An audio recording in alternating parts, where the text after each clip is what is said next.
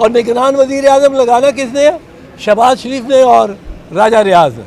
किसी पे वो तो जो अल्टीमेटली शहबाज शरीफ या नवाज शरीफ कहेगा उसने उनके टिकट पे ही लड़ना है, वो मानेगा। ये थोड़ा सा वो दिखाएगा गुस्सा कि इसहाक डार को नहीं मानता, लेकिन उसने उसी लाइन पे दस्तखत करने हैं जिस लाइन पे शहबाज शरीफ या नवाज शरीफ कहेंगे।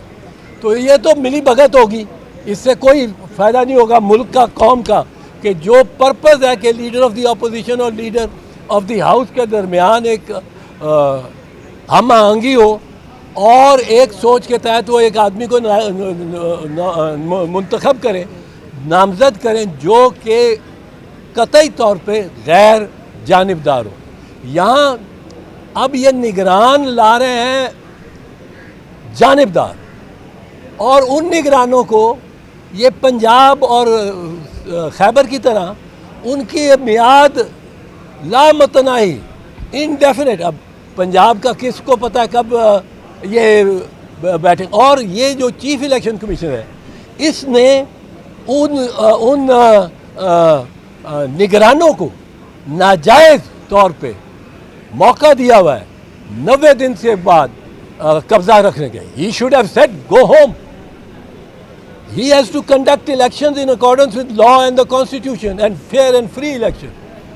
So मैं ये कह रहा हूँ, और मैंने कोई माफ़ी नहीं मांगनी इलेक्शन कमीशन से। मैं अगर वो मुझे नोटिस भेजते हैं मैं इन बातों को प्रूव करूँगा, साबित करूँगा अपनी सफाई में, और बहुत कुछ साबित करूँगा। आप वारंट निकाल देते हैं। एक आदमी, मैं तो खुद बड़ा इससे परेशान हूँ, मेरा कोई ताल्लुक़ नहीं है कोई, पर एक आदमी उसमें के खिलाफ आप 200 मुकदमे बना दें, वो कहाँ से इंसाफ हासिल करेगा? किधर? रोज़ उसको 6-6, 7-7 मुकदमों में हाजिरी लगानी पड़ती है। आज भी नोटिस दिया है इलेक्शन कमीशन ने, कल उसके वारंट जारी किए हैं, नाकाबिल ज़मानत। एक पार्टी लीडर है, हमारे भी पार्टी लीडर हैं। कल आप चेयरमैन बिलावल के या सदर जरदारी के वारंट जारी कर रहे होंगे, फिर आप नवाज शरीफ के शहबाज तलब किया होता कंटेम्प्ट में, ख्वाजा आसिफ को किया होता, राना सनाउल्लाह को किया होता, प्राइम मिनिस्टर शहबाज शरीफ जिन्होंने खुल के कहा कि हम इलेक्शन नहीं होने देंगे क्योंकि हम सुप्रीम कोर्ट की बात ही नहीं मानते कि 14 मई को इलेक्शन हो।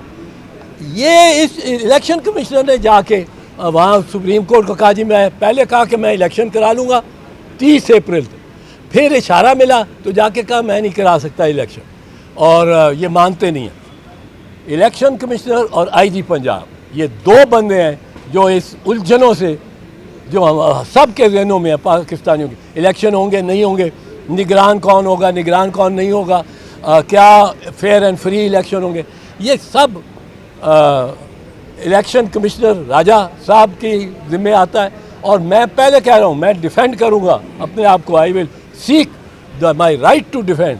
और दूसरी बात ये है कि ये जो आईजी पंजाब है, जैसे मैंने कहा, उसको ये बताना है कि 18 दिफाई तनसीबात पे उसके ज्यूरिसडिक्शन में सबसे ज़्यादा पंजाब में हुआ, वो हमले हुए, तो उसने क्या किया, क्यों नहीं कुछ किया?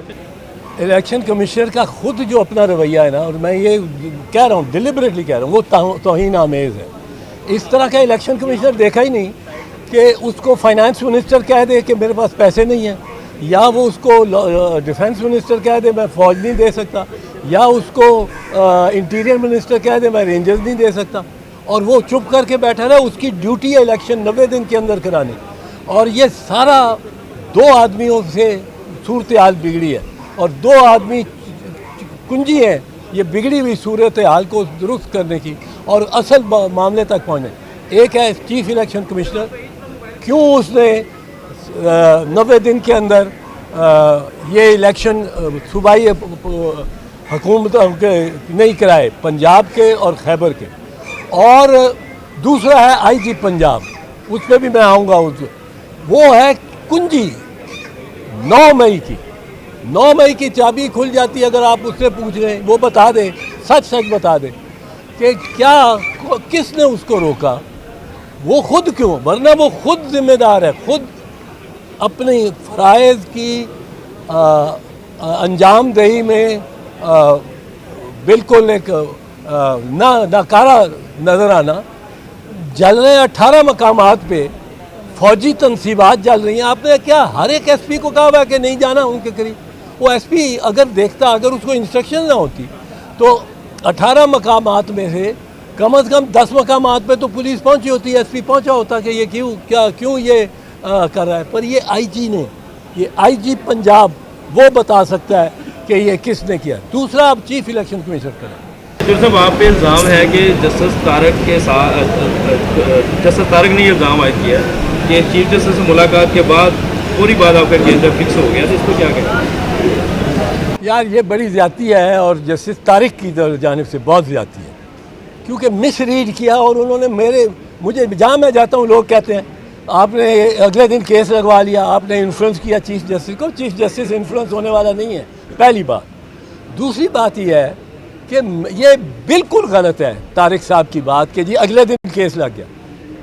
हम मिले हैं लतीफ़ खोसा और मैं चीफ जस्टिस को, सिर्फ ये कहने गए कि आप बेंच, हमने कहा हमने पिटीशन में लिखा अपना कि फुल कोर्ट बेंच बनाए। हमने कहा कि जी हमारी तरफ से फुल कोर्ट आप बेंच बना लें और कल लगा दें। हमने कहा ये हमारी इस्तदा थी। उन्होंने कहा कल वल तो हम देखूंगा मैं कब लग सकता है, आप फारिग हैं, छोड़ो। चाय की प्याली पिला के और आ गए। अब इस पे लगा रहे हैं कि जी ये पिटिशनर क्यों गया। ये मेरा ज़ाती केस नहीं था, ये मेरा ज़ाती केस नहीं था, कोई मेरा प्लॉट नहीं था कब्ज़ा किया जा रहा, कोई गवर्नमेंट कब्ज़ा कर रही थी, कोई मुझे सर्टिफिकेट नहीं था मिलना जो इन्होंने मेरी डिग्री का कैंसिल कर दिया। ये पब्लिक इंटरेस्ट का केस था, ये मुफाद आमा का केस है कि फ़ौजी अदालतें सिविलियन को ट्राई नहीं कर सकती। और ये बड़ी सिंपल और सीधी इसमें मंतक है कि फ़ौजी अदालतें, अगर फ़ौजी अदालतें लग सकती मौजूदा हैं इनके तहत, तो फिर 21वीं और 23वीं तरमीम करने की क्या ज़रूरत थी फ़ौजी अदालतों को के नफाज के वास्ते, क्या ज़रूरत थी। अब ये सिंपल केस है और इसमें फ़ैसला इंशाअल्लाह फ़ौजी अदालतों के ख़िलाफ़ ही आएगा। रही ये बात कि तारिक मसूद साहब वो कहते हैं अगले दिन लग गया। अगले दिन नहीं लगा, हफ्ते को सैटरडे को हम मिले हैं सुबह कबल दोपहर, और ये जुमेरात को, हफ्ते और जुमेरात में कौन सा दिन हुआ, एक दिन हुआ जुमा, यानी छठे दिन ये लगे। एक दिन निकाल दो, साथ में से छठे दिन जाके ये केस लगे। अब चीफ जस्टिस ने उसमें अपना मशवरा भी किया है, लोगों से किया होगा, अपने कुलीग से बेंच बनाने का भी सोचा होगा। मैं उसमें कोई मेरा ताल्लुक़ नहीं है।